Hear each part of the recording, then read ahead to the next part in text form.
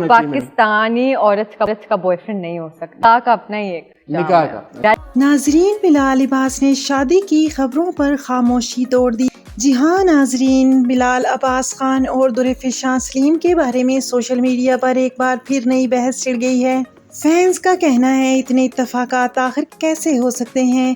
دونوں کئی مواقع پر ایک دوسرے کے قریب نظر آتے ہیں، چاہے وہ عمرہ ہو، حج ہو، کینیڈا کی سیر ہو، ایوارڈ سرمنی یا پھر ریسنٹلی برتھ ڈے.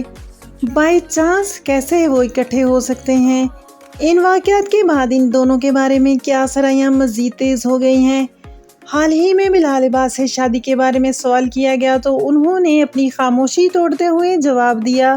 وہ اپنی ذاتی زندگی کے معاملات کو عوام کے ساتھ شیئر کرنا بالکل پسند نہیں کرتے.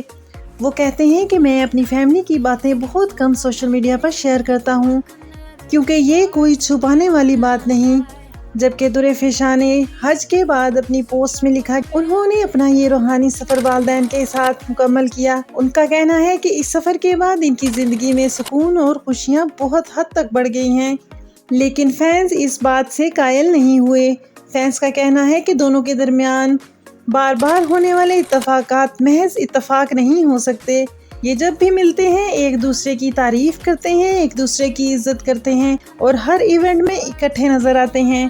البتہ دونوں نے شادی کی تصدیق نہیں کی اور نہ ہی تردید، جو کہ اس خبر کو مزید مشکوک بناتا ہے اور یہی وجہ ہے لوگوں کے شک یقین میں بدلتے جا رہے ہیں.